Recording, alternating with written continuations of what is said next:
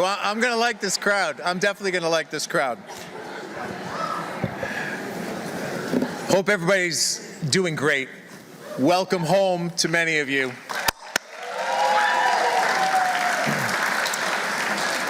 My name is Tom Lydon. This is one of my favorite nights of the year. I am really a conduit. I am here to tee up all of these amazing athletes who we are celebrating tonight, who deserve their time in the spotlight, and it is an honor for me to be here. I want to give you a few words of history so that you know a little bit about what the Hall of Fame is about. So, established in 1974, the Northeastern Athletics Hall of Fame recognizes Northeastern University's most impactful and outstanding student athletes, coaches, and benefactors. At this time, because there are many of you, we would like to bring the lights back up, and I'd like to ask that if there are any members who have previously been inducted into the Northeastern Hall of Fame, will you all please stand?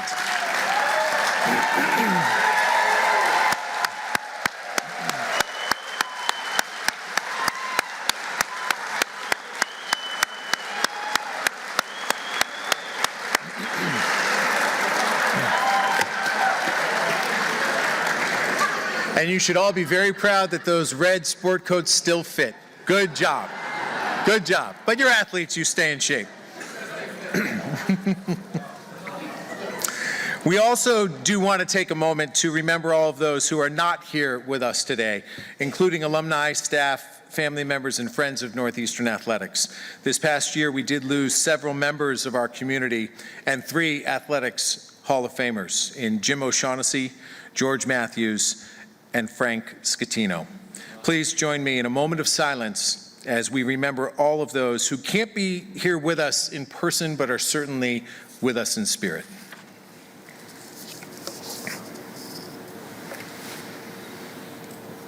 Thank you very much. Before we begin what's going to be a great night, I would like to welcome Chancellor Ken Henderson to the stage to address this wonderful crowd. Give it up for Chancellor Ken Henderson, please.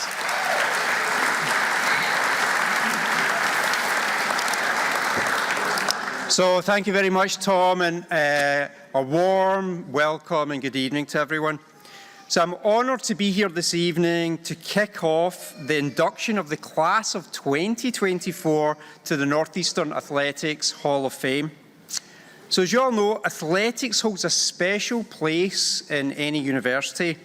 And no matter if you're a student, an alumni, faculty, staff, if you're someone from the surrounding neighbourhoods, athletics provides us all with an opportunity to be one, and in this university, to be a Husky.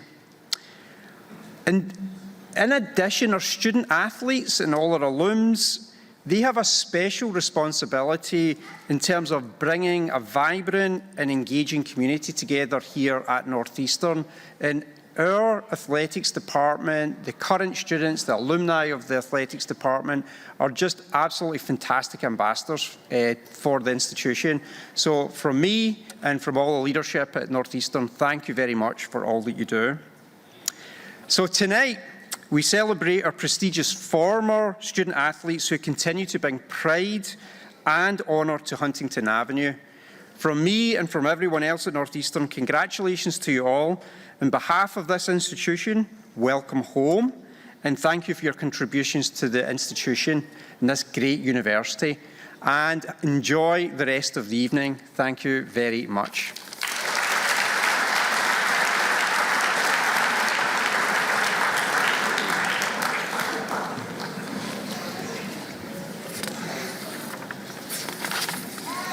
Thank you, Chancellor. Appreciate that. It is an honor to have you here with us, not only tonight, but many of the athletics events.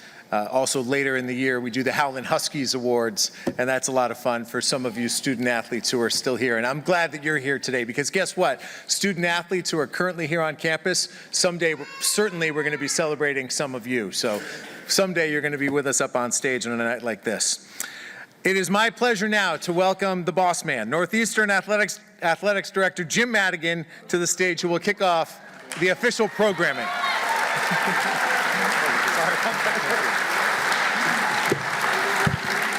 Thank you, Tom. Great energy in the room, from the reception hall to the ballroom here to the auditorium. It's just great to see so many wonderful, familiar faces. It's great to see Husky Pride alive and the folks wanting to be part of this wonderful celebration. Chancellor Henderson just spoke about how much athletics means to the institution and the role that athletics plays in the institution, in the sense of it's a unifying force, it creates a sense of belonging, and it brings us all together. And that's what we're all here together here today, to celebrate Northeastern athletics, the accomplishments, the achievements that all of you have done over the course of your careers here at Northeastern. I'm thrilled to be able to be part of it. I got a group here to my right that I'm part of that team, so I know I've been told to keep it short because I don't want to get heckled too much up here. So I will keep it short and brief, but my best congratulations to all the 7 inductees, to the 2 teams for representing Northeastern on a tremendous stage throughout your careers here today. So without further ado, it's now time to get started. First, please turn your attention to the screen right behind me as we share a brief celebration video on the successes of our first inductee, women's soccer player, Paige Burnett Dulude.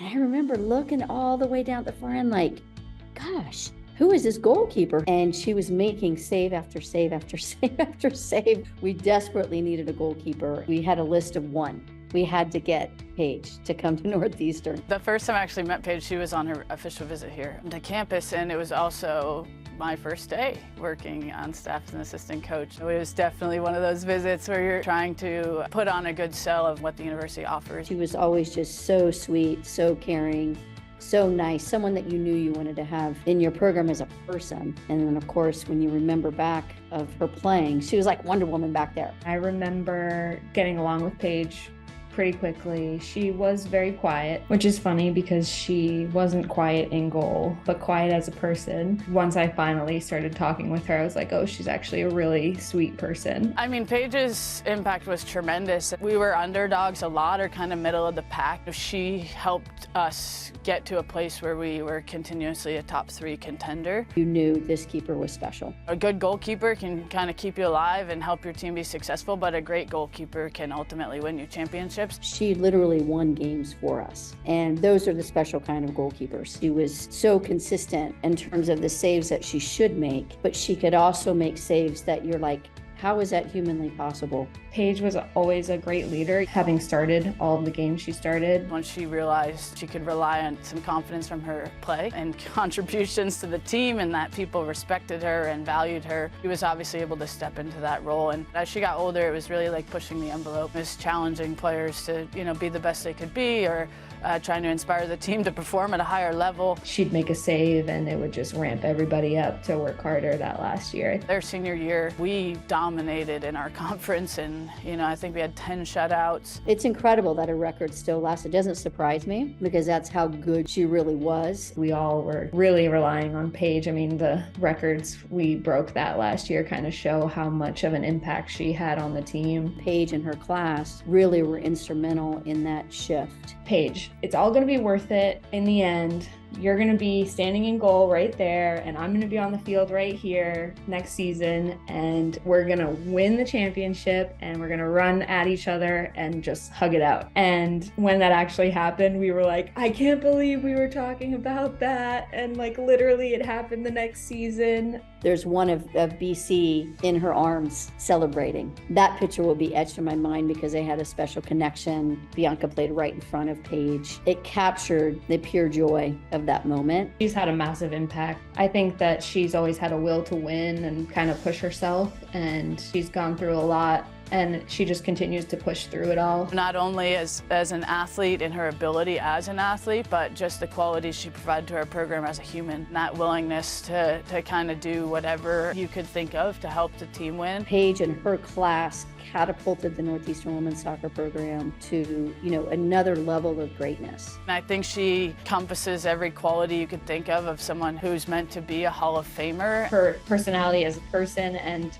her time there at Northeastern, I wouldn't even believe if she wasn't in the Hall of Fame for those reasons alone. As a leader and as a person, which is maybe even more important than the stats in a team sport, you certainly led that charge and is a very rare, special person. It's really cool that I got to be a part of that journey and see that. And yeah, even tell her that she was going to get this award. I think she was shocked. So that was pretty cool.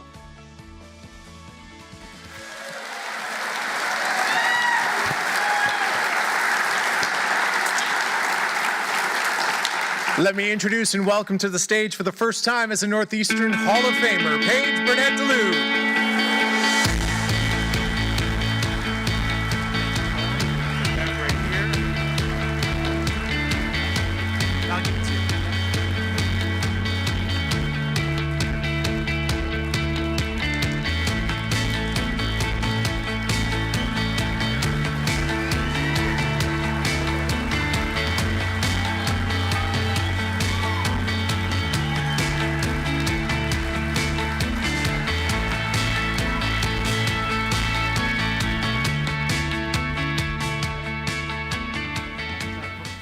Time for our first coffee fireside chat. You get to break the ice. You feeling good? You got to be on. Feeling good. Yeah, you're sky high right The now. nicest things I've heard Ashley Phillips say to me in my 14 years of knowing her. So. Well, to me, I think you look at a video like that and you see the hard work, you see the dedication, but most importantly, you see the love and you see the camaraderie with your teammates. So your team was so important to you. What was the experience like for you to experience success with a team as you did? You know, I had a unique experience coming in. The staff was in their second year trying to build something special. And our first 2 years weren't the best. And sticking with a program and trying to build success and build a culture of success is hard to do. And we were really fortunate our junior year to reach success. And I think our senior year, we believed in it. And I like to believe that that laid some of the foundation for the current team to continue to try to achieve that. One of the questions I always love to ask the athletes who are being inducted is, where are you from? How did you end up here? And for you, that's an interesting story because Southern California to Boston. So one, how did it happen? And two, what was your immediate reaction to all of a sudden being placed in the hub of New England? Yeah, so in my recruiting journey, I told my parents that I wasn't going anywhere as far as 30 minutes away from home, and I ended up 3,000 miles away and never left. My mom and dad basically shoved me out the door. I was so homesick, but it was the best decision and best thing they ever did for me because the relationships that I built through Northeastern and the people that I still to this day have in my corner through here is life-changing. It takes a certain amount of nerve and guts, and it's a certain personality who is a goalkeeper. What was it about goalkeeping that attracted you initially? Yeah, I don't know. I loved playing the position. I loved being able to see the whole field. And I mean, it's fun. It's fun to fly around in goal. And I just stuck with it. And I'm fortunate that I did. Yeah, so is a lot of other people. You talked about the success you enjoyed, and in 2014 in the NCAA tournament, I want you to guide me through or walk me through what the win against Boston University was like for you and your teammates. Yeah. So there was another program that was a couple years before that did advance and won in PKs, and I don't want to not acknowledge that.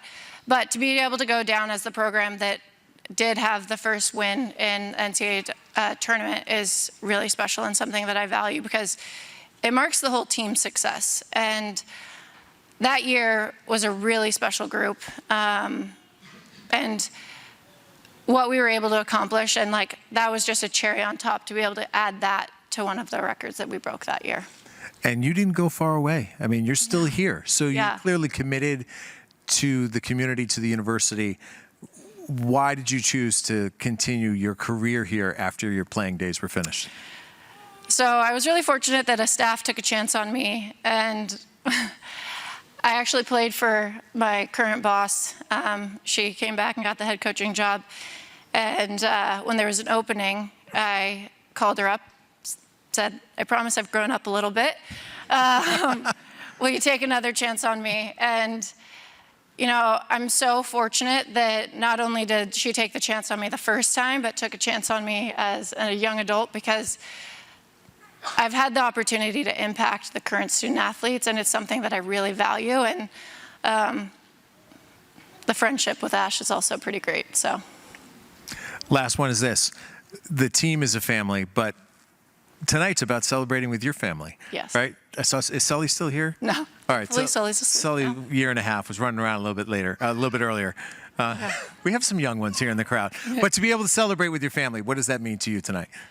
It means everything, because, especially in my college career, my parents sacrificed everything to be there. My mom once did a 24-hour round trip to make it to that NCAA game that you talked about.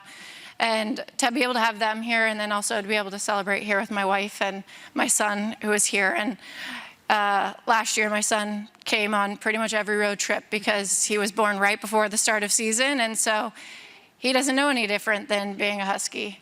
So it's really special to have my family here to support me tonight. That's fantastic. Congratulations one more time. A big hand for Paige.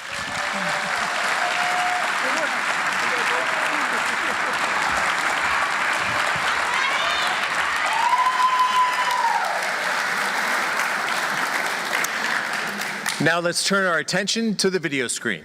Well, Aaron definitely is a big part of the pitching history and foundation here for Northeastern baseball. He embodied the culture of what it is to be a Northeastern Husky. There was a certain standard that he would hold guys to in terms of like, show up ready to play, because I'm going to show up ready to play. Aaron had a knack just for understanding the game. He had great attention to detail. He understood pitching at a high level early on in his career. The work that he put in, it's really an embodiment of what I was trying to do with that program. It's hard-nosed, gritty guys, and Aaron just showed up every day, willing to work through whatever the adversity was. The way he went about being a student, being an athlete, being a part of the Northeastern community, so much admiration that you want to get to know them better. It's hard not to be around these guys and not to get fond of them, especially guys like Aaron. You're not going to find a better kid. It was kind of fun to find ways to make him smile and laugh because he was a pretty serious cat. Even though he might tell you he was, panicking or a little anxious on the inside, like he never showed it. It was always, that stone cold killer aspect on the mound that we're still seeing today on the biggest stage.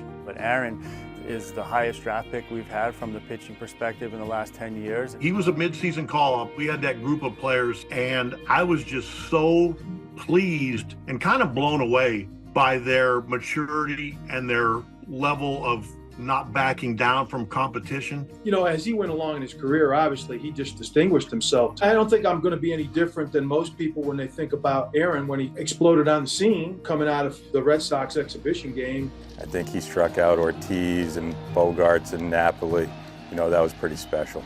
Every time he took the ball, it was 7-8 innings. He didn't want to come out of the game, and he was the ultimate competitor, and he called his own pitches and managed his own game. And I sat back and waited till the 8th or the 9th, and then I got to coach again. He goes as hard as he can. You take the ball away from him. I know there was times I'd take him out and he would pat me on the leg, and it meant a lot to me because, they don't want to come out of games, and I'll never forget that. I had to make a mound visit. It was getting late in the game, and anytime I go to the mound, the pitcher knows that he's probably coming out of the game. And as I'm walking out to the mound, I see Aaron snap his head over, look at me, and pretty much give me a dirty look. The way I remember it is Aaron's first words are, "There's no effing way I'm coming out of this game."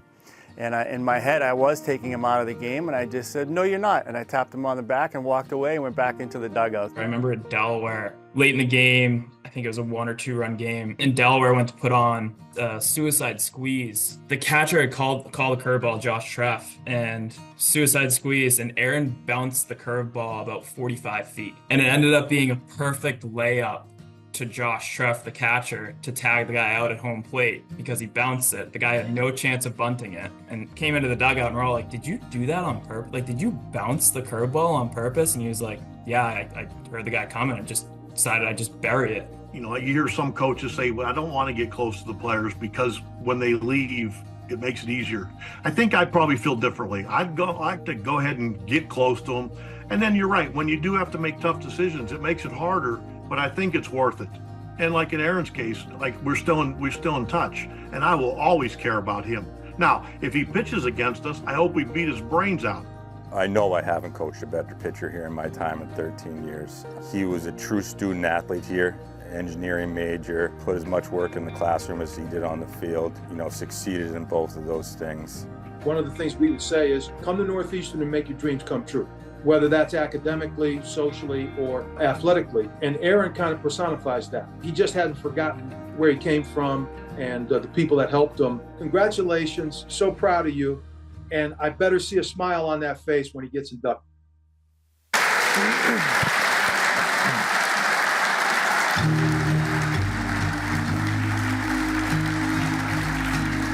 Please join me in welcoming current MLB pitcher and Northeastern Athletics Hall of Famer Aaron Savali. Geez, you got up here fast. Okay, I'll take it.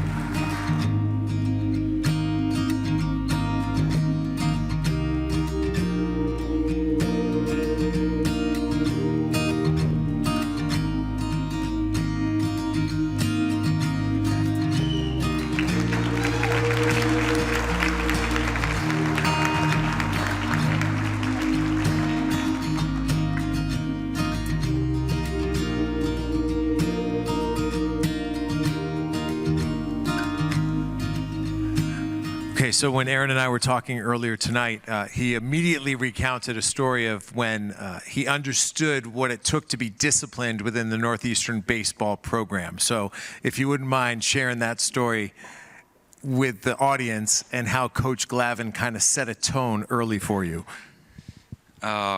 This was my junior year. I think that year Glav decided some of the roommates on the road should be not just the same class that they were in, just to get the team to know each other a little better. So I think I was with Jake Farrell a good amount of time.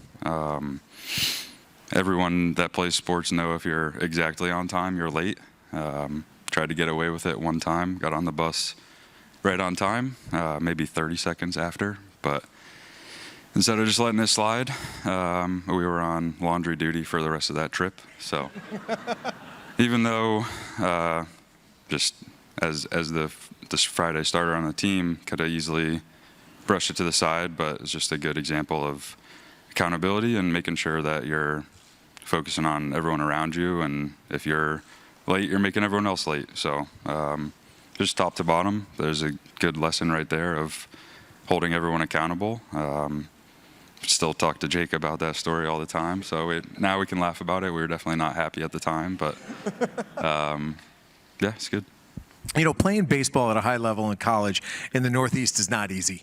You know, it's not like you're down in Texas or Florida or someplace where the weather is warm year-round. What were the challenges you faced, and how maybe did it make you and your teammates better that you had to try a bit harder?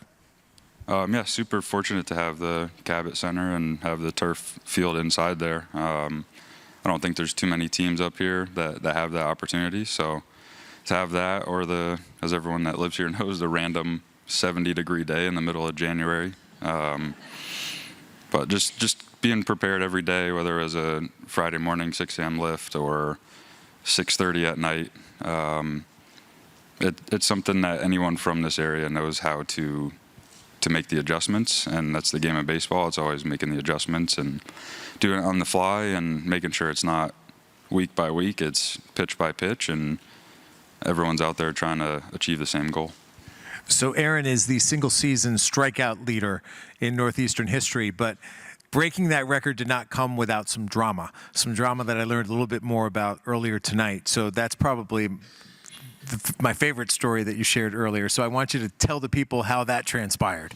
Sure. It was a conference tournament my junior year. We had lost the first game, so a conference tournament was a double elimination. So if you lose the second game, you go home. Went out there and obviously just went and gave it my all. I knew I was close to, I wasn't keeping track of the whole time, but I do remember specifically during the game there was a drop third strike. Went to the backstop, the guy got to first base. I think it's one of the dumbest rules in baseball that they can just get to first after being fooled, but that happened. So had a chance to get another guy out, ended up getting another strikeout, and at the end of the day I got it by one. So sometimes things happen for a reason. Might not like it in the moment, but give me opportunity. So the person whose record he broke is Adam Ottavino, and obviously they're both still pitching in the majors, and you've run into him. And what was that first meeting like when he saw you after you had broken his record? Yeah, he was the guest speaker at the leadoff dinner my freshman year. He follows the program closely.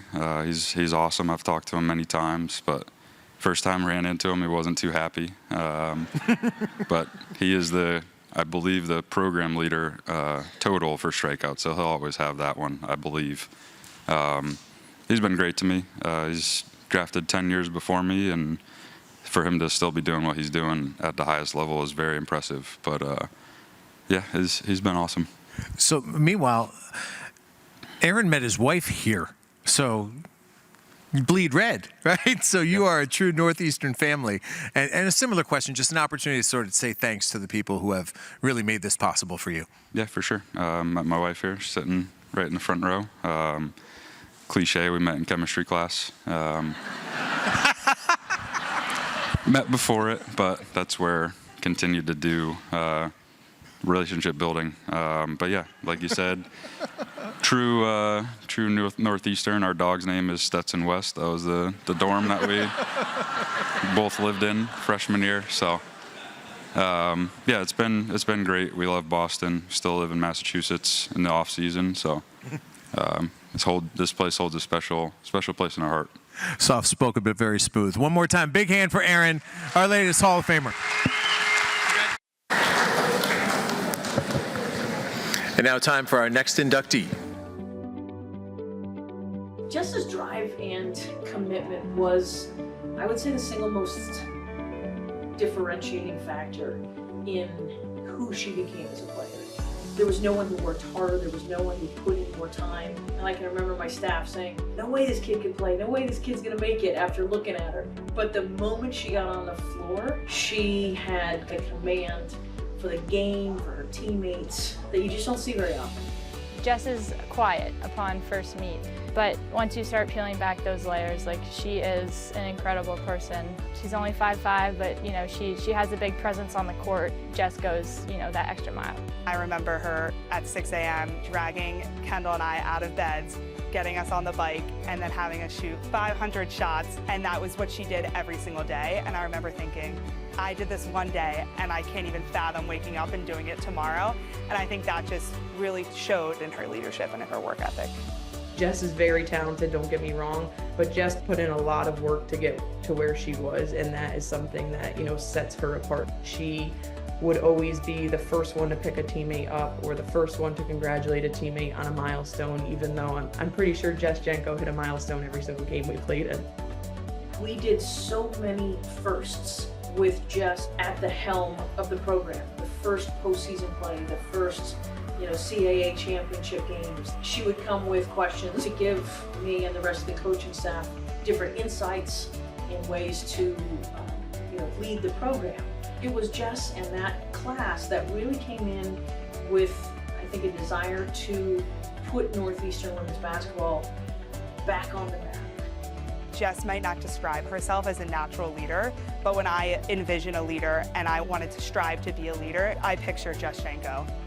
When I think about, you know, how Jess represents Northeastern basketball, it's that, you know, 5'5" presence, but so much more. You know, every other game, Jess had a line of kids wanting her autograph, and I want to be just like her one day, Mom. I want to be just like her one day, Dad. Heck, I would have taken her autograph. She was committed to making and helping build the culture and the team around her that would be successful, that we we're so desperately trying to create. I remember one year we cooked Thanksgiving dinner for everyone that stayed on campus, and we put on a turkey feast. She's very giving. She's very much, let's make this a memorable experience for anyone and everyone. And so many road trips where she would get up on the bus and rap down the aisle at all of us. Her mom, also a former college basketball player, kind of instilled some of those musical talents into her, and it was always something that everybody looked forward to. You know, that's truly what makes Jess Jess. Just someone you like to be around. There's like no other way to put it. Wherever she is, you're going to hear her big laugh. You're going to see her smile. She still works in the sport today, so we know like she loves the game. Besides, all the points she scored, the three-pointers, the assists, on the court and off the court, she's more than deserving. I'm so honored to have been her teammate, and I can't wait to celebrate her. She's a special, special person.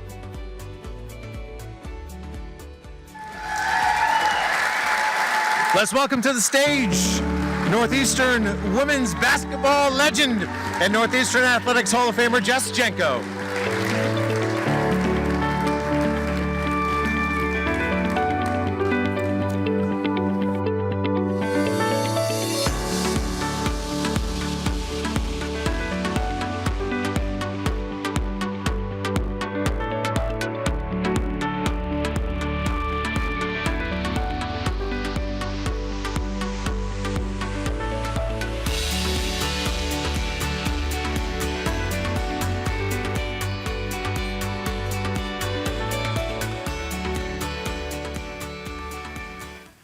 All right, so this is a woman who lives, breathes, probably dreams basketball. At what point did you fall in love with basketball?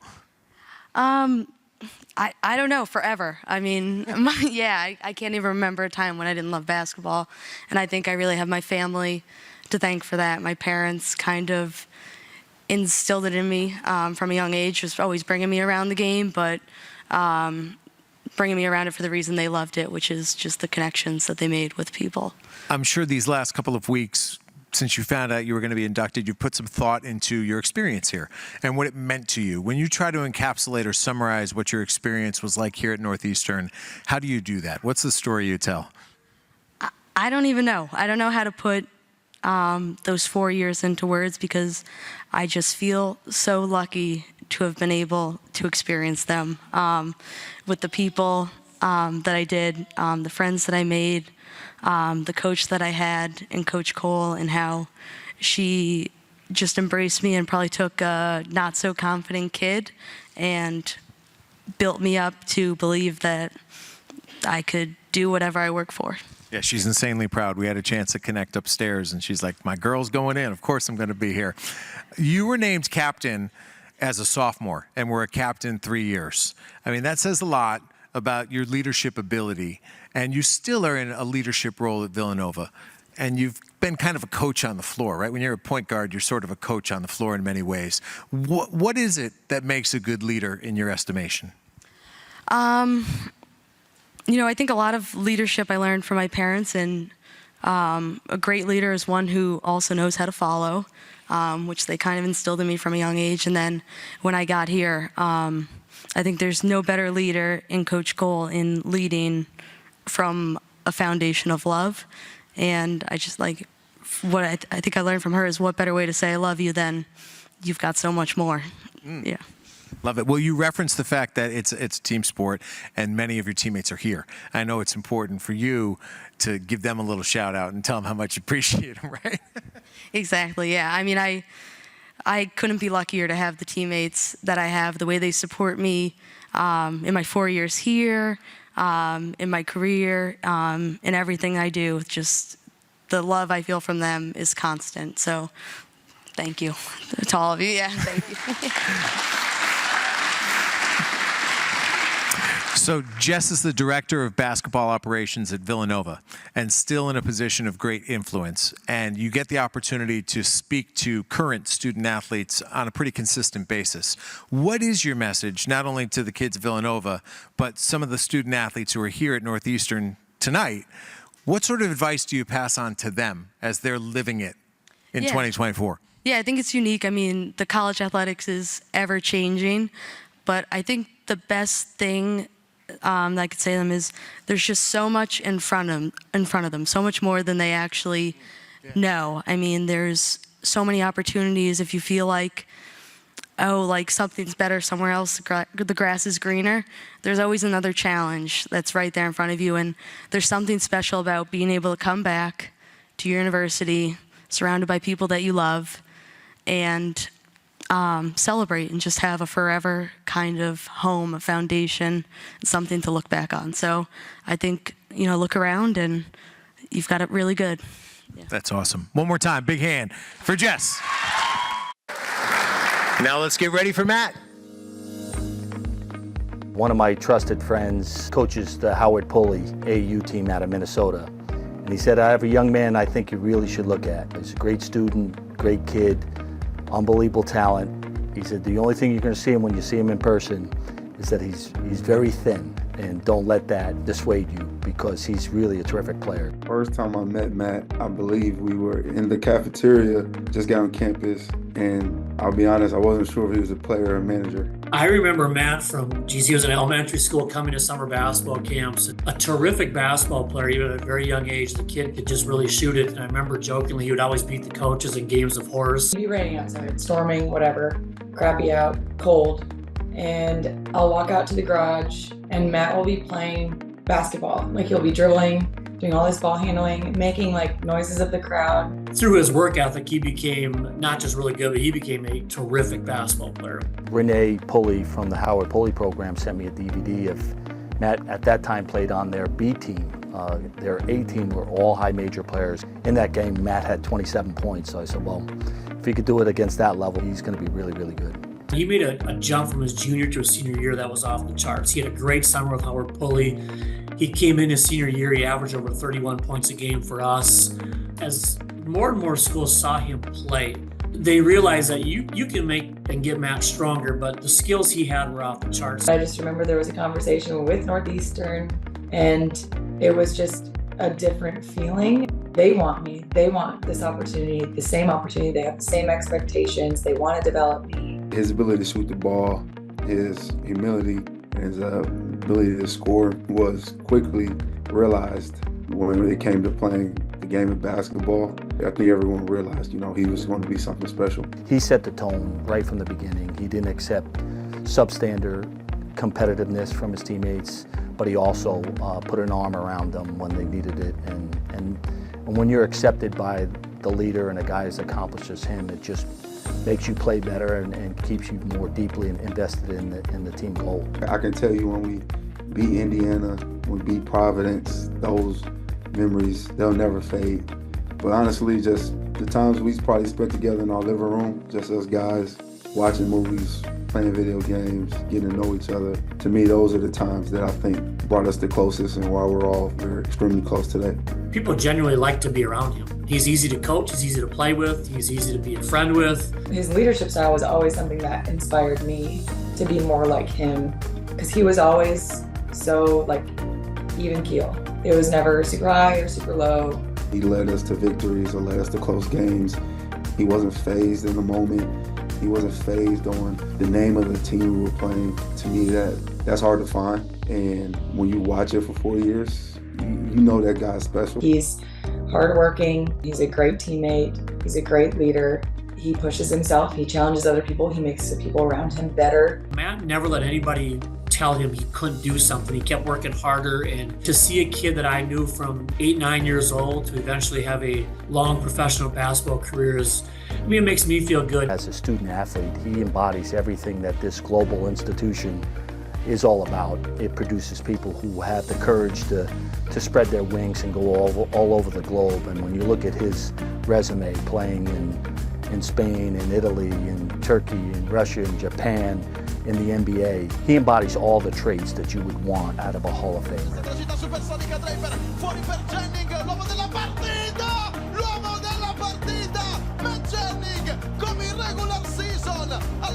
Give it up for Matt Janning, the Northeastern Hall of Famer.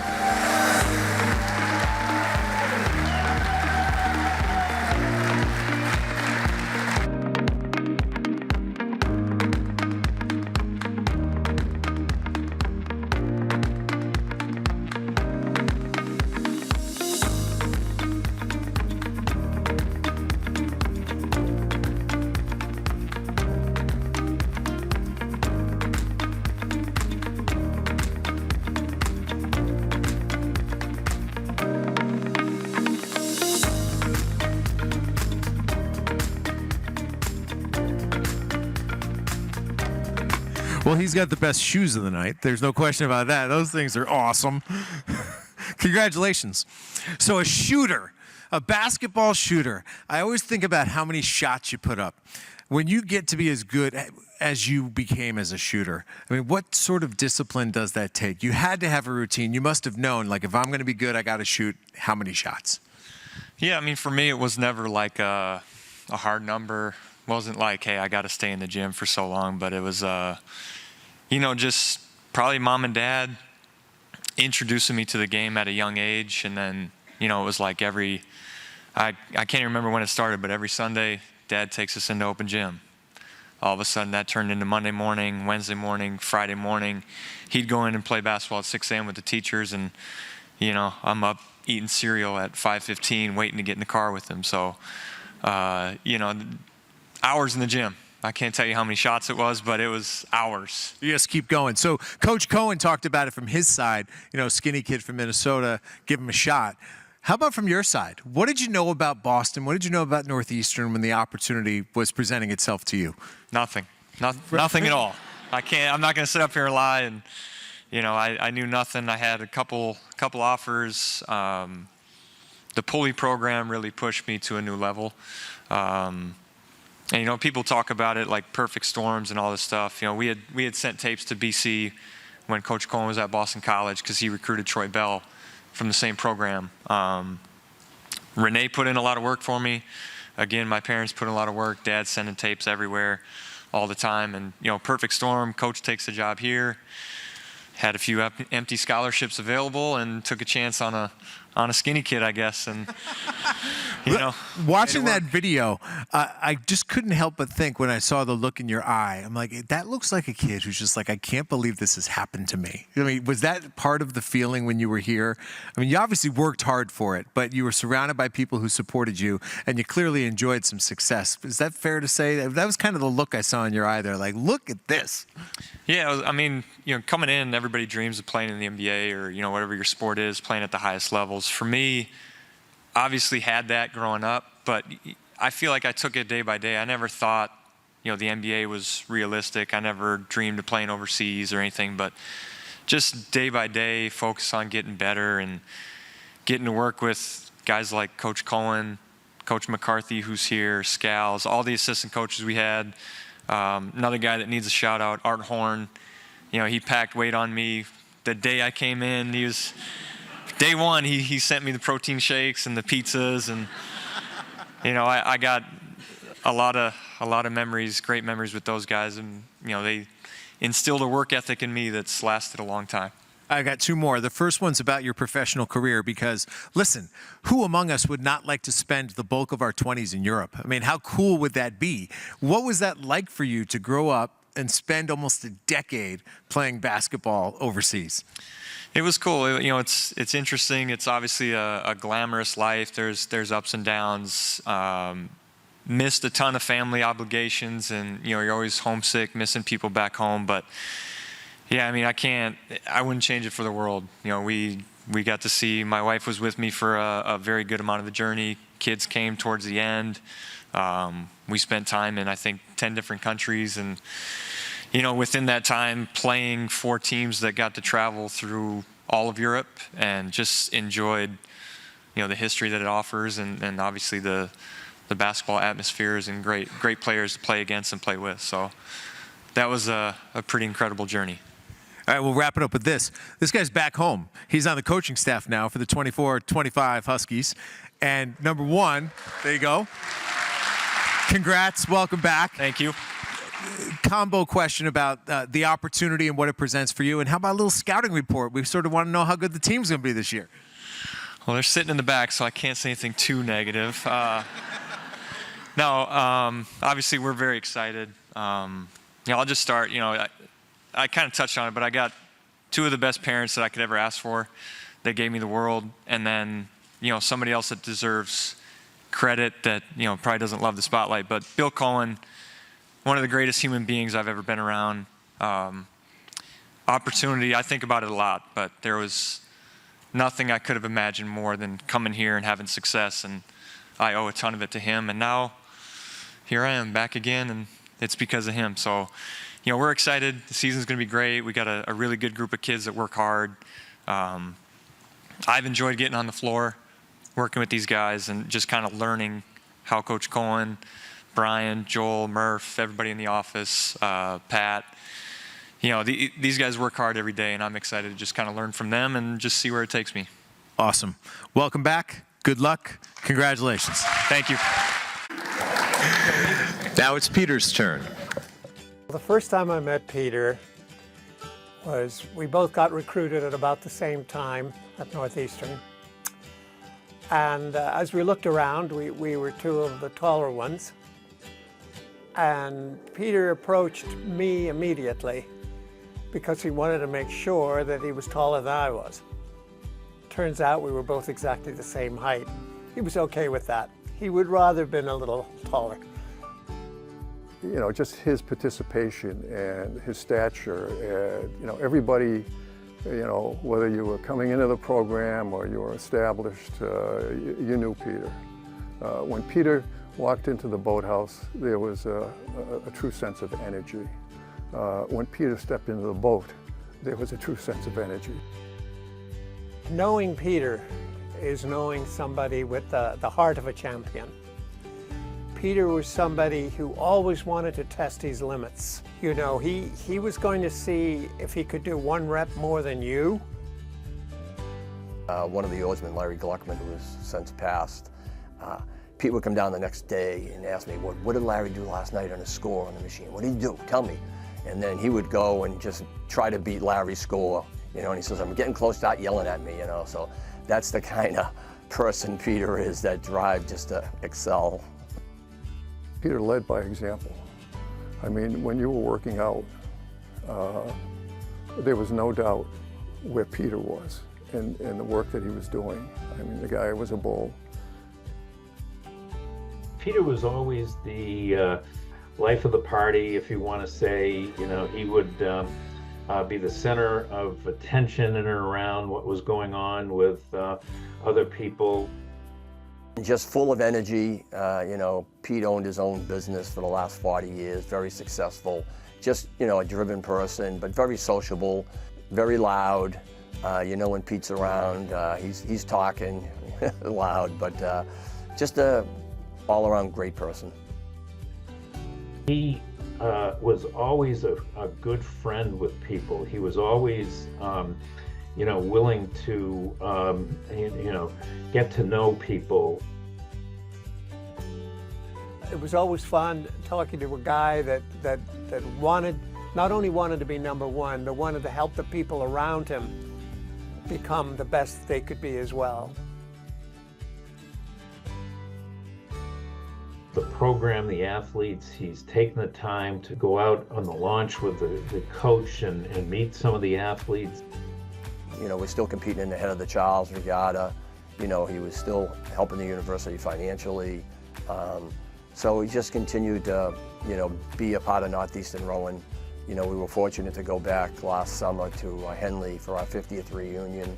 It was just a, you know, a great experience to be with Pete and all the other guys that were on the team. So he had some good accomplishments outside of Northeastern in the rowing world and so forth, but what he's done with Northeastern, I think, just makes him the perfect recipient of an award like this. Let's welcome to the stage Peter Karasik.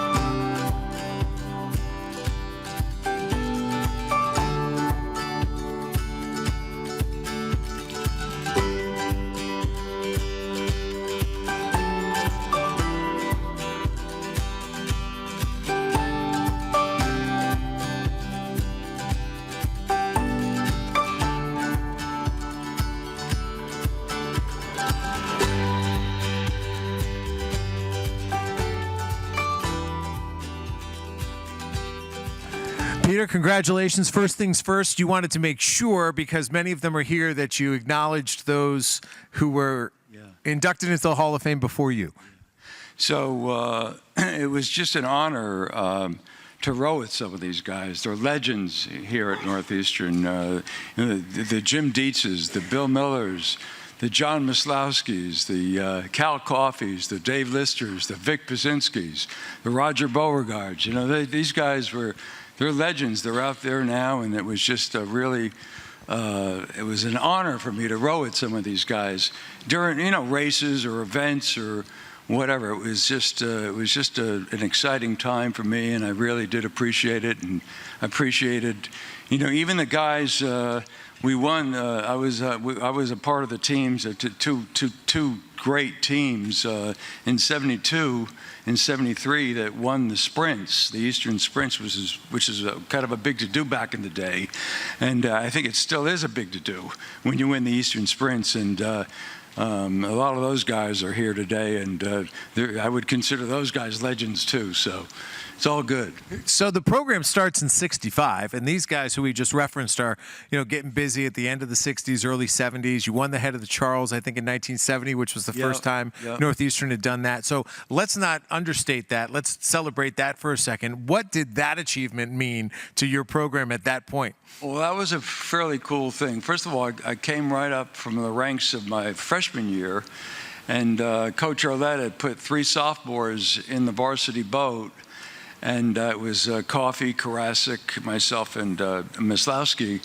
And, we got to row with Dietz and Pazinski and Miller. And it was just a very cool thing. And, I don't know how many boats, but it was the Championship 8 event. And lo and behold, Northeastern wins it, for the first time in Northeastern's history, where we take the gold medal. So it was kind of a cool thing and very exciting for everybody in the boat and everybody at Northeastern, and it kind of set the stage. I remember, Coach Arlett, he was so very proud of that team to win the head. He was like the grandfather of the head of the Charles, and it was just a very cool thing for him to see his team win.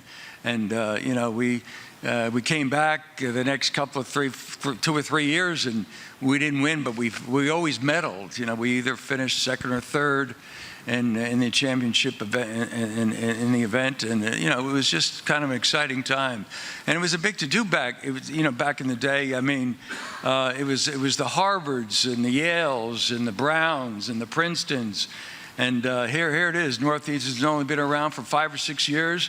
And we're winning the head of the Charles already. There you go. You know what I mean? And same thing happened in '72 when we won the sprints. Am I talking a little bit too long here? No, I love it because he casually dropped. He goes, oh, but, and then we went and we rowed against the Russian Olympic team. I'm like, whoa, hold on. This is like the Northeastern team rowed against the Russian Olympic team. Yeah. He goes, yeah. Well, that's another story. But I'll mention that too. But So in '72, it was my sophomore year. I'm sorry, it was my middle year, and it's when we won the sprints. But Northeastern was seated 6th. Okay, and of course the Globe had this big to do right before the sprints. They mentioned the seeded teams, and it was Harvard, Brown, Pennsylvania, Princeton, and Northeastern, I think, was seeded 6th, And, so the sprints come along. We took care of business in the heats in the morning, and we ended up in the final, and it was, God darn it, it was quite a race. Frank Leahy, the coxswain, continues to tell. He's a Hall of Famer also.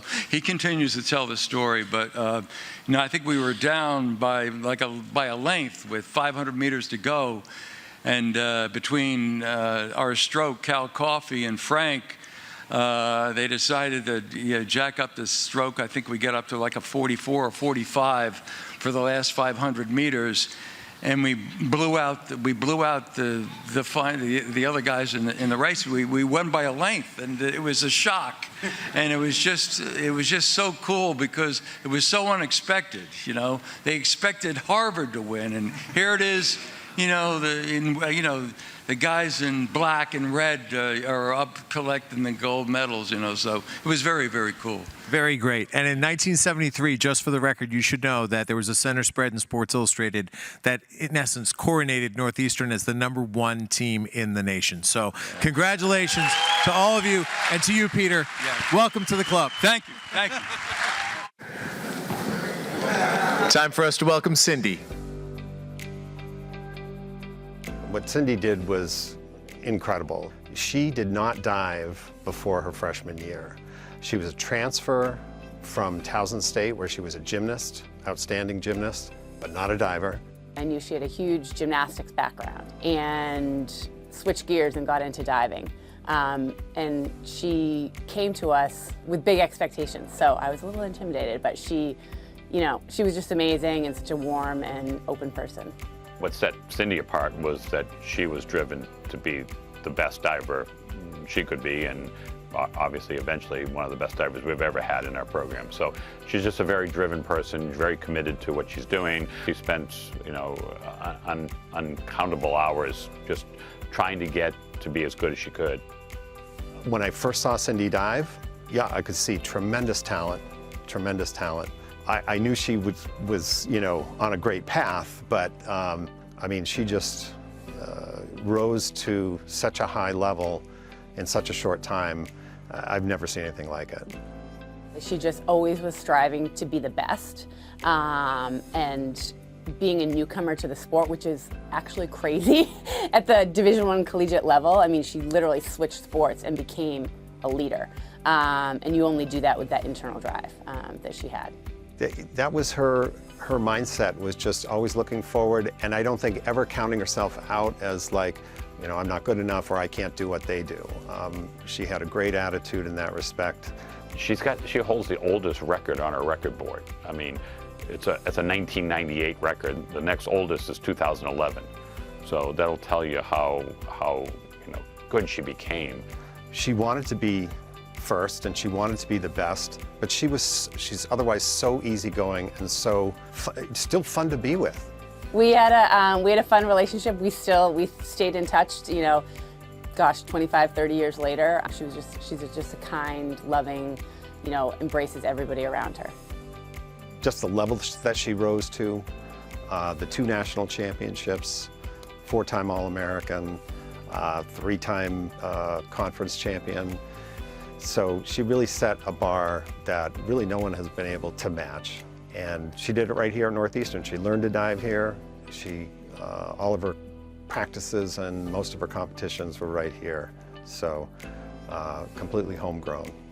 She was just somebody who basically walked onto the team, who worked hard, who was an excellent student, who was a great teammate, who achieved so much in a short period of time, from going from a gymnast to a champion diver, going to zone championships, setting our record, and holding a record that still stands today, which is pretty impressive. She has just, ate, slept, dreamt everything diving since the moment she stepped into Northeastern until today. She's gone on to coach diving, both at the collegiate level. She had her own private club team. So she's made it her entire life. And for somebody, like I said, who's come into it late in life, transition to a sport and then just embrace it so much, she's so deserving. Let's welcome Cynthia Peterson O'Donnell, a Hall of Famer.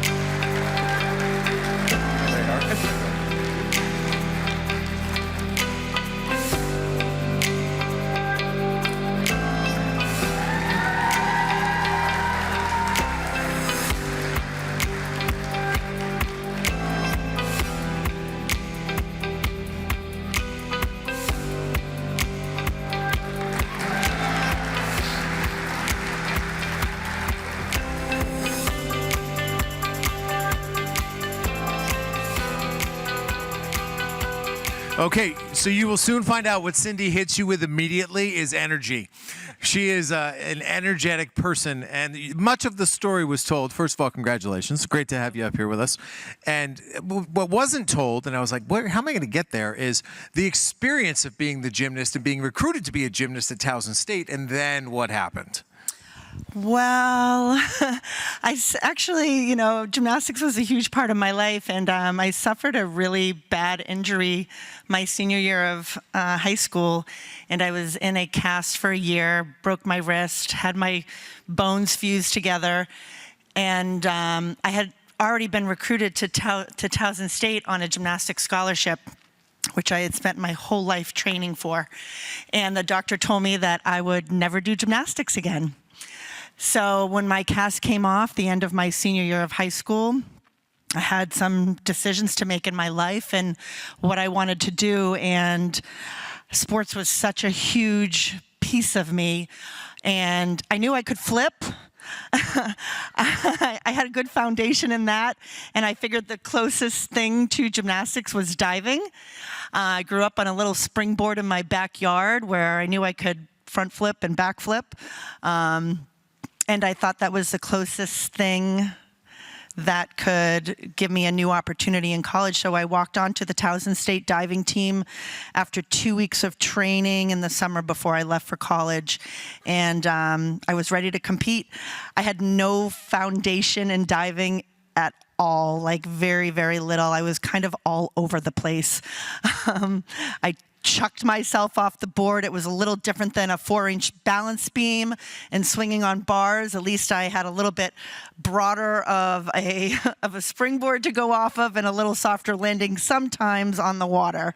And after my first semester at Towson, I came home and my mom and my dad and my coach over the summer surprised me, and they said, "You're not going back to Towson. We have applied you to Northeastern. You will be leaving in a few days, right after Christmas." I didn't do the application. I signed nothing.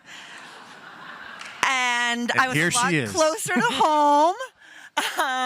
And I literally left, I think, the day after Christmas, went to Florida and met the whole diving team on our training trip. And before I knew it, I was enrolled in school for, January 4th of 1995, and became a Husky. And I was called the transfer for many years. That's okay. That's okay, as long as the transfers winning medals. How did your teammates and your coaching staff mold you once you got here? For me, it was just a drastic experience. I feel like I finally found my new home. I came to a place where there were experienced divers, there was experienced coaches, and I felt like I was in a place that was going to be able to teach me and bring out the best in me. Everybody was better than me. Everybody had more experience than me. I learned from all my teammates. I trusted in my coaches. I learned from my competitors, and I just kept showing up every day. I set little goals for myself. I set big goals for myself that I never knew if I would attain them. But my teammates truly inspired me, and my coaches. And now you have a long tradition of being a coach. Yes. You've done it at the high level with collegiate athletes. I know you also coach younger athletes. What does it take in your mind to be a good coach and pass on everything that you've learned to that next generation? I think just experience and the wisdom that I have now in the sport, and all the practices that you have to endure every day, the mornings that we had to wake up real early, the trips that we had to take, the failures, that we had to get through to get back up and try again. I mean, smacking off of a 3-meter or 7.5-meter platform does not feel good. And it takes a certain type of person to get back up and continue to just try again, and believe in yourself, and believe in your training, and believe in your coaches that they know what's truly best for you. We're honoring the 0102 team here tonight, Yes. and they were very quick to point out, like, listen, this isn't about one team, this is about the program, because that program put together an unbelievable run during that stretch. Did you have an indication that the program was headed that direction and would begin that string of dominance? I always knew the program was, at the top of their game. I mean, there's just been some phenomenal athletes that came out of this program before me, and has been phenomenal athletes that have come out of the program after me. So I hold Northeastern in a very high regard with their athletic program. I've seen amazing swimmers and divers all throughout the years before me and after me that have come through. So yeah, I mean, it doesn't surprise me that the 2001 team is sitting here. I know a lot of the divers. I took them on their first training trip when they were freshmen. Beth, my good friend on the screen today, was my teammate for all 4 years in college, and her and I took the 2001 divers on their training trip their freshman year because the diving coach Brad could not attend that year. So that was kind of fun. It's great. nice to see them all back here. Well, congratulations. Well-deserved. Enjoy tonight. It's a great night. And welcome to the club. Okay, Max's turn. Max is one of the more impressive people I've met in my life. I met Max and we hit it off right off the bat. 6'4", 250 pounds, had a wonderful smile. You would hear this unforgettable sound when his foot hit the football. I taught him how to lift weights. He got very strong very quickly. We were roommates. He was just a big, nice guy. Taught him how to put the shot. And in one season, he broke the school record. Max was born and grew up in Haiti. French was his first language. He arrived on campus at NU as a freshman engineering student. The cold never bothered him. In the middle of winter, he would walk around Boston in a white t-shirt, kicking a soccer ball for his coordination. One of his roommates had seen Max kick the heck out of the soccer ball, and he thought maybe it would be a good idea to introduce him to Joe Sobilski, the head football coach. They really hit it off well. Max was a really good athlete. He worked hard at his craft. It was 26 degrees, and Max kicked a 50-yard field goal, and then a second one. He actually set the NCAA record for distance. And with the temperature, it had to be like kicking a brick. Nothing would please him more than taking a snap on a punt and deciding to run it. Coach Sobilski would get really nervous. Max was kicking field goals over 50 yards when everybody else in the country was kicking 30 and 40. No one has exceeded Max's skill as a kicker. He was a pioneer in the soccer-style kick, probably the very first one in the NCAA. He was very outstanding at punting. He would punt the ball so high that even some of the slowest guys on the kickoff team would be able to tackle the back catching the ball. He was a key cog in the 1962 team.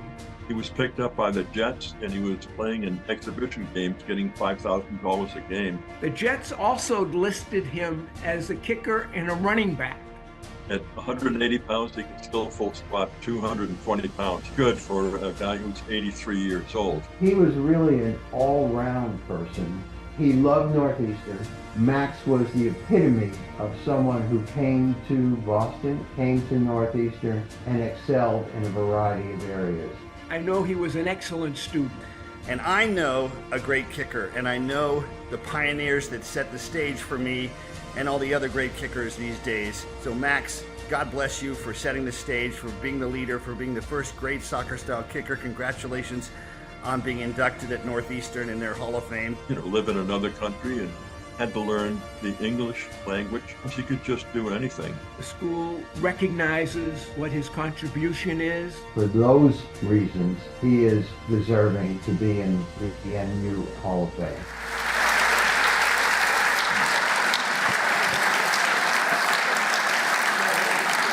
So unfortunately, Max is not able to be with us tonight, but he did send us a video from Norway.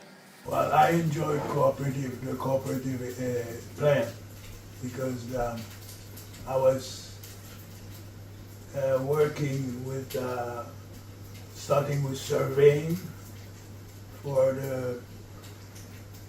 the construction of the I-90 survey, and then after that I went into design and research at MIT with Professor Hansen.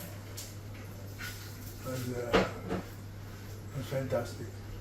I'm very deeply honored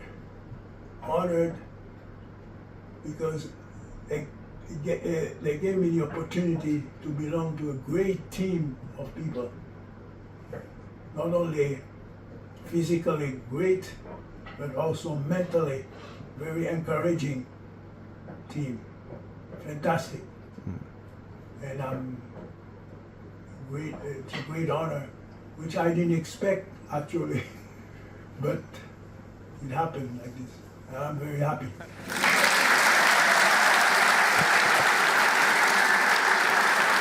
Let's welcome to the stage two of Max's teammates, Bill Herlihy and Carl Wallen, who you saw in the video, who are going to accept Max's plaque.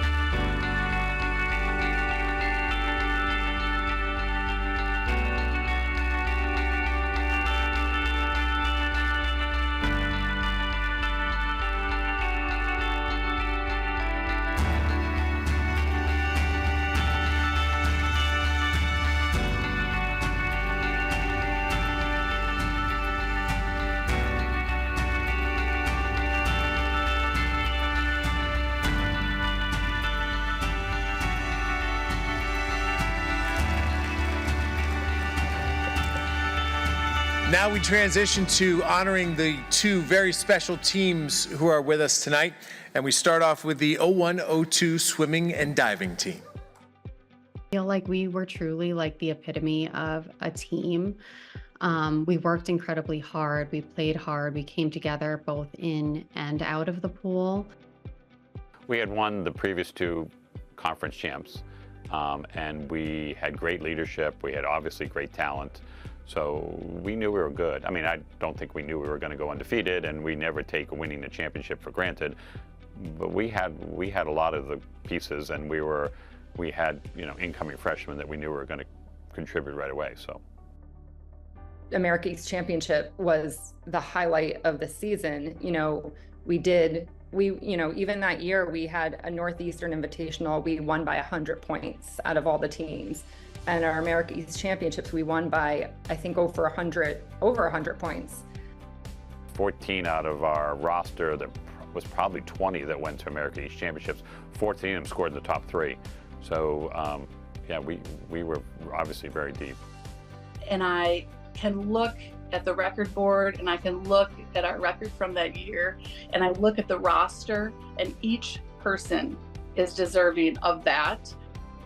We had wonderful team captains, like looking back, Julie and Katie, they were super supportive, warm and caring teammates. And, coming in as a freshman, I always felt very welcomed and included in and out of the pool.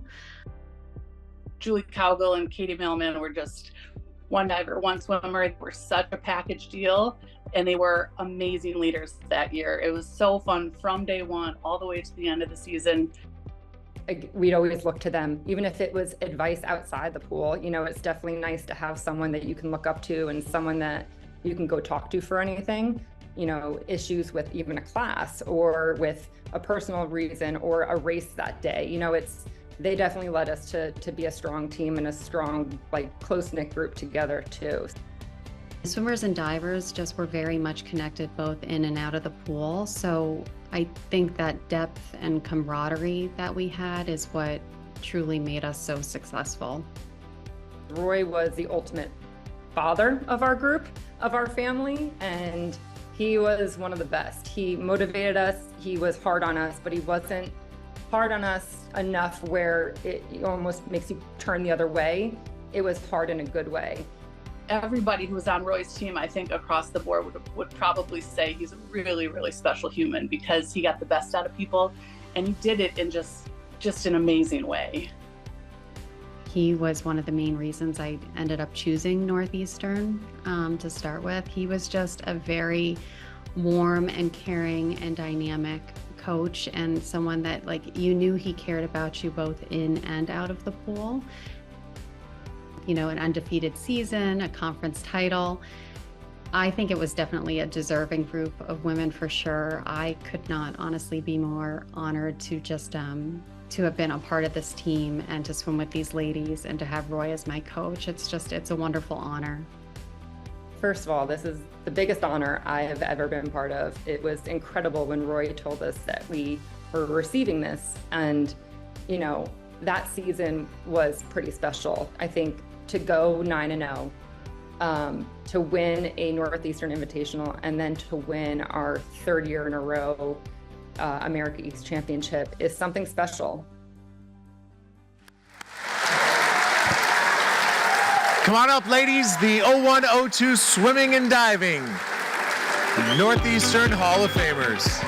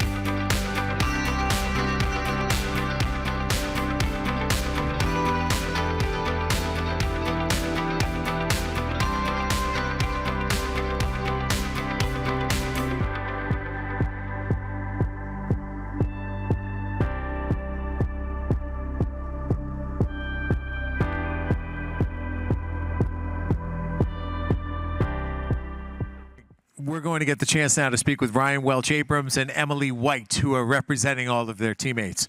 Congratulations. That's an honor in and of itself that you get to represent all these ladies. What a huge honor for all of you, and I'm sure such a thrilling moment to reunite from across the country. What's it been like the last few weeks? Has there been a text string? Is this more of an email thing? What's it been like the last couple weeks? Yeah, since we found out, we were all so excited and, surprised. We got a Facebook group together and just had a big chain of, comments. And it was, it's been 20 years, feels like it was just yesterday. Time flies, really goes by so fast. But Em, I think you were the one to point out, listen, we're going to mention all the teams because, yes, the 02 team went undefeated, but you referenced that there were 5 straight. Mm-hmm. So go ahead. I'm giving you the stage to just pay tribute to all 5 of those teams that really dominated. Yeah, thank you. We absolutely want to acknowledge the classes that came before us, the classes that came after us. As Coach Roy said in the video, yes, we were a championship team, an undefeated team, but so were the 2 classes before us, the 2 classes after us. Championship teams are absolutely not built overnight, and to win 5 conference team titles in a row also means there wasn't a single woman that was on all 5 teams. So it's really a testament to the program, to Coach Coates, and to his staff, for sure. Yeah.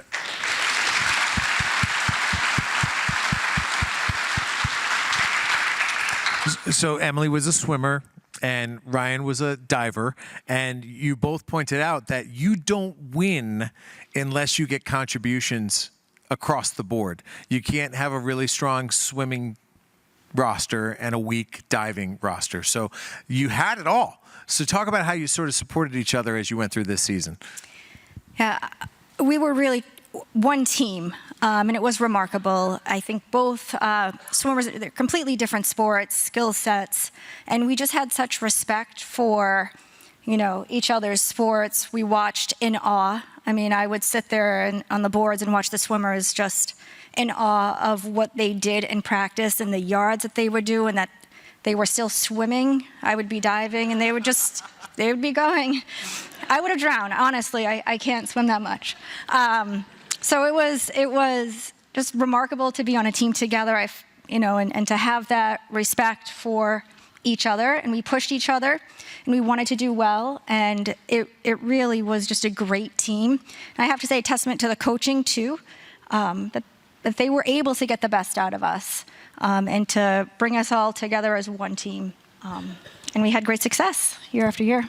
And these women as divers would come out with bruises on their bodies from pushing themselves so hard to really raise that degree of difficulty. I mean, like, we absolutely could not do what they do. And to build a championship team, it doesn't matter if Katie Ledecky's on your team. You need every single person contributing, whether it's 4 women on a relay, the divers absolutely crushing it, or getting 16th place and touching someone out to get that 1 point, or you're cheering for your teammates, or you're grinding it out in practice. Sometimes people think swimming and diving are individual sports, but this team really shows that, to become a championship team, it's truly a team sport. So there was a highlight that you pointed out, and I want you to share it with the crowd. Something that had never happened before that kind of defined your team in 2002.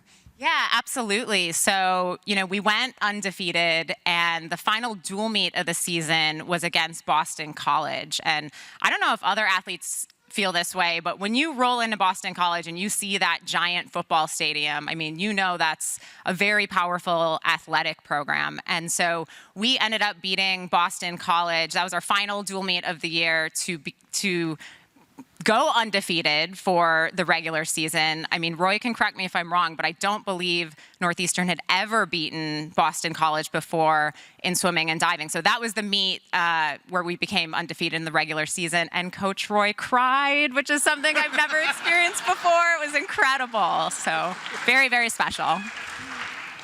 I think that's probably your confirmation that it hadn't happened before. What are the plans for the next few days? I know it's homecoming weekend, but what's next up for the girls these next few days? I'm going back to work. I live locally, but I've been on campus a few times. I don't know if you have any plans. I know a bunch of people. We're from all over the country. We have people from Texas, Florida. I mean, we thought the men's hockey team was going to be the rowdy ones, but I think we know who that is. So everybody's having a great time together. I know everybody's going to get together and see the city. So.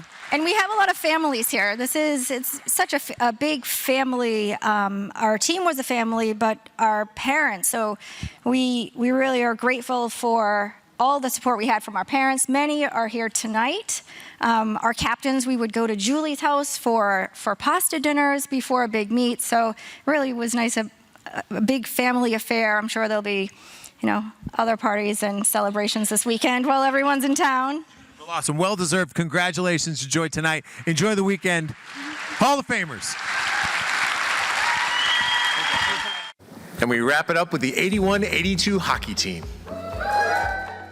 You could see the talent was there. I had a little bit of an inkling of it from the year before when we started out 11-0 and #1 in the country and on Sports Illustrated. From the success we had early on in, I guess it was 80-81, had a lot of the right people in place to, feel comfortable and confident that 1982 would be, a really great team. We definitely thought we had a great team coming in, but how great we were going to be, that's always determined, right? We knew there was going to have to be, some adjustments to our lines. And again, we had, guys that step up, play a little better after what they learned the previous year. And it just went from there.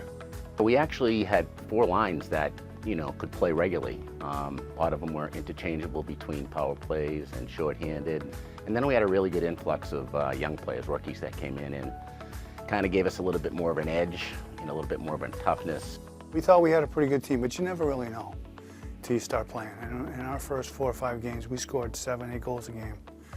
It was a great bunch of guys, and they really believed in themselves, good leadership on the team. A lot of the senior players there, these are all guys that kind of held each of the players accountable during practice, off the ice, on the ice, and whatnot. So we always pushed each other. It was very easy to follow them. You know, they were tough on you, but they were fair, and they kept you driven. They kept the team close. The rest of the group all fell in line, which was, you know, it's hard to do, but you know, that's what brought everything close together that year.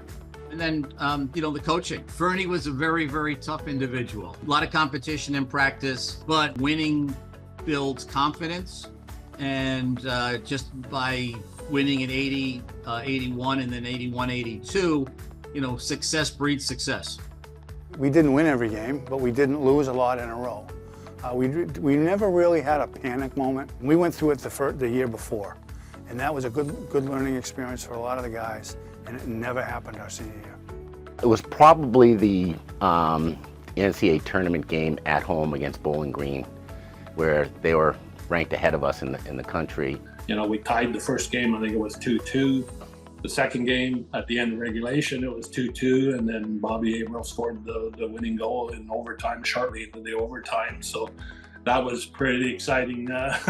And in front of a packed house, and the place went crazy, and it was amazing. It was the first time that Northeastern had ever gotten that far. But the celebration was great. You know, you got the coaches, Bernie, and the trainers and the managers all jumping around on the ice. It was pretty exciting times for the university for sure, and for our team as well. We've, you know, achieved something in the hockey world, which another Northeastern team had not done to that point. And then really redefine the program that, hey, Northeastern can compete. I think it's a great honor for us. I think we truly meant team. I think we were just made up of a group of, you know, different characters that came together. It just had so much talent, and Don, Gary, and Fernie were able to bring it all together and get the best out of us. From the camaraderie, the way we stuck together, the close bond that we still have with each other. I'm still best friends with probably 5 or 6 guys on the team. That starts with the leadership. When we did things, everybody was involved, and we had a lot of fun, and it was a great bunch of guys. The big thing is we worked as a team. And that was the biggest bonus or biggest compliment that we had for our team, is that we all worked together. We, you know, got along well. Everything was about the team while we were there. And we ended up having the success at the end. Come on up, guys. The 81-82 Huskies, Hall of Famers.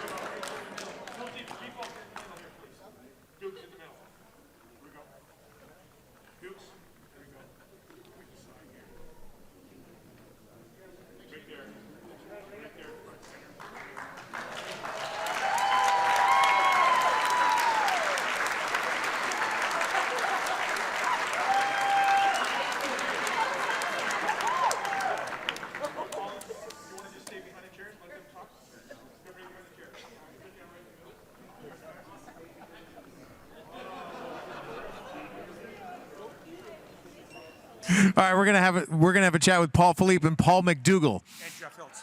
Oh, awesome. Sorry, He'll let you know. I was not told, Jeff. I follow instructions. This is great. So, when you take the ice as a unit, I don't know if it's for the first time or after, the first 3 or 4 games, you kind of get a sense whether or not you're going to be good, that you got a chance. Did you know this team early on in the, fall of '81 could do something special? Yeah, absolutely. I think first want to start with, it's an honor, but this is a tribute to Don and Fernie, our coaches that have both fallen.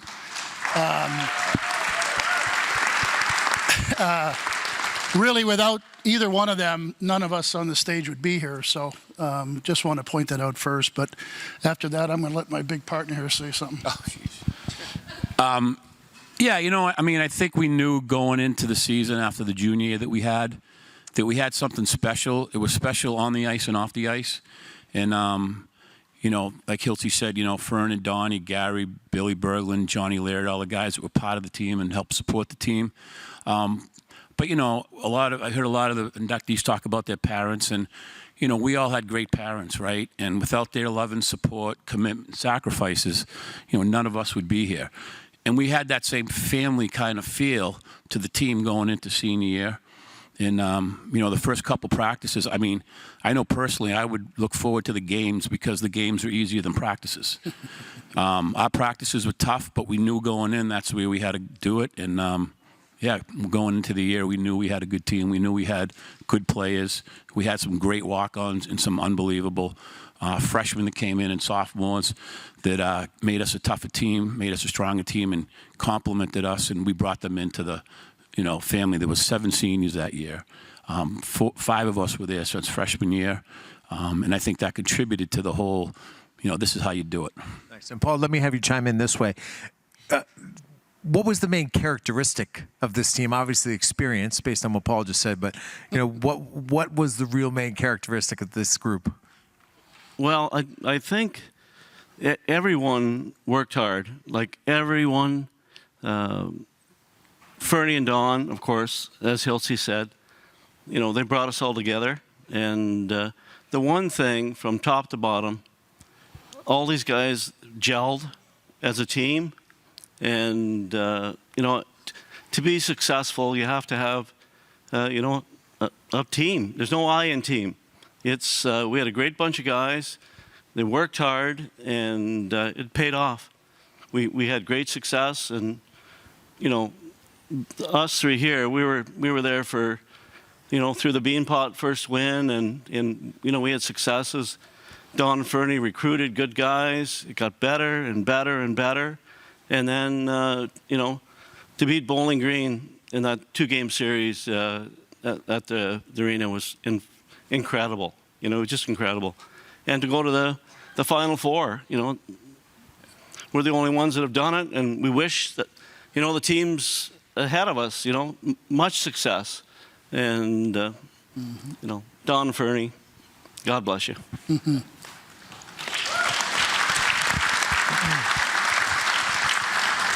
Paul just touched on it, and most of us in this auditorium probably don't know this, but what he just referenced was a 2-game series, right? You say to yourself, what's up with that? A 2-game series. Jim Madigan was just telling me the way it worked was you played 2 games, and then it was, total goals scored, right? So they get through the second game, and Bowling Green and Northeastern both have the same number of goals. So what do? I guess you got to play overtime, right? So kind of a strange format, but that was the scenario. Can you recount what that was like as you headed to the overtime?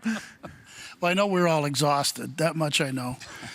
And I heard a story tonight that I forgot about, but somebody said they put too much water in their corner. Is that right? And I think the puck got stuck and it came out to the old Bobby Averill, and I think that was the end of it. So a little bit of luck there, because Bobby normally didn't hit the net when he shot. So just to throw that out there, but.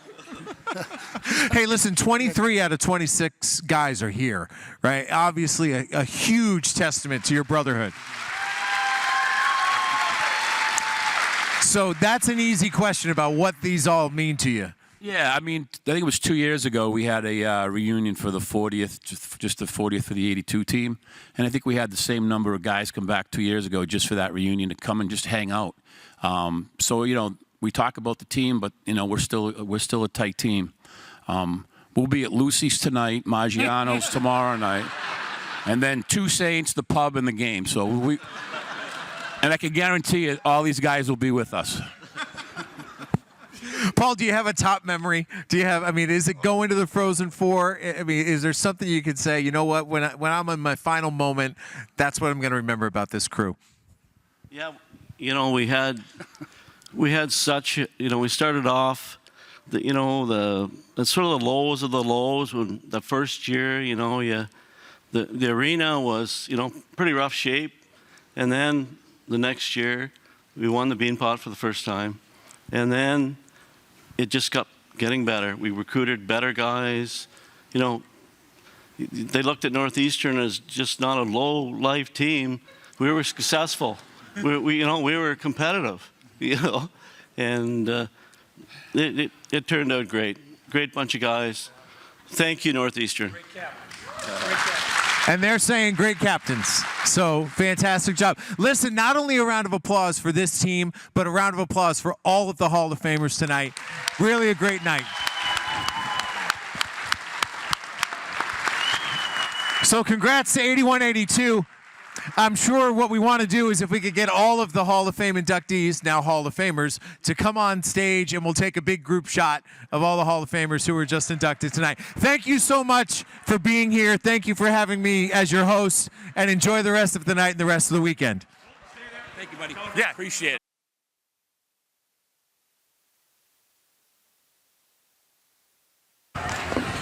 If we could just hold on for a few minutes here, just hold on. Hold on. Just got to wrap it up. Just hold on. Let these group get back to their seat. If you just sit down, we still want to take some photos too with the group.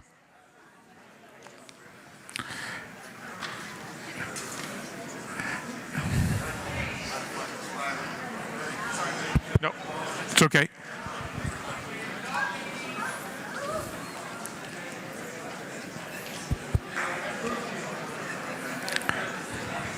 Hey guys.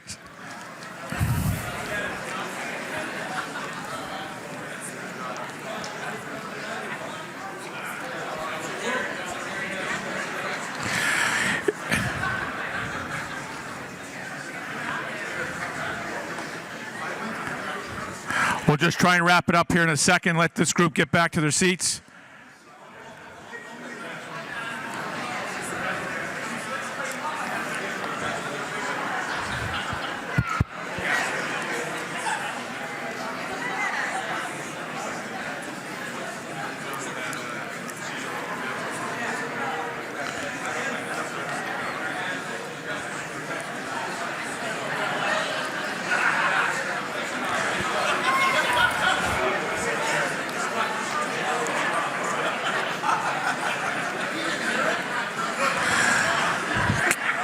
Guys over here, the hockey guys, just if you could just sit down for a second, thank you.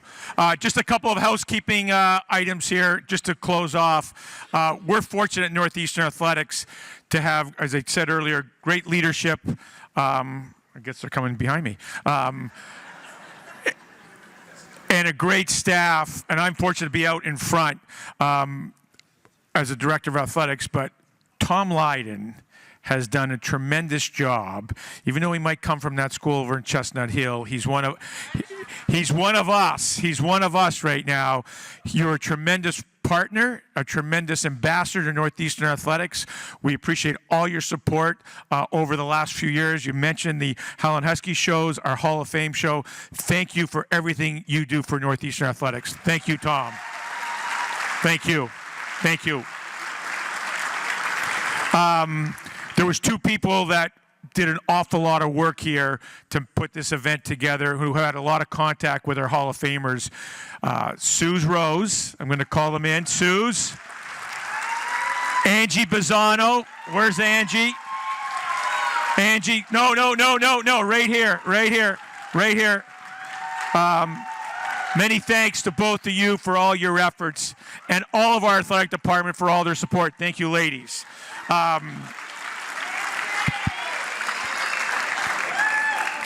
I think if I can get through this weekend with a clean liver, that's the goal for me. I do have a doctor's appointment on Tuesday morning, so I'm hoping that we got all cleaned up. My sincere congratulations to our 7 inductees, our swimming and diving, men's ice hockey teams, the inductees obviously right behind me, for your tremendous accomplishments, feats, achievements during your career. You've in many ways helped set the landscape for other teams, other athletes to continue. He's just telling me I got to get off the stage, so I get it. And the resiliency, the determination, the resolve, the drive that all our athletes have, I want to let you know that those characteristics are still present in our current student athletes. And although the school's on this tremendous trajectory, right, that we all know, and thank God, because when I went to Northeastern 81, they did a pulse test and I got in and I needed that to get into the school. But what hasn't changed is the grit, the sandpaper, the determination our student athletes still present and represent Northeastern with pride and proud every time they go out and compete. The name on the front of the jersey is really important to them.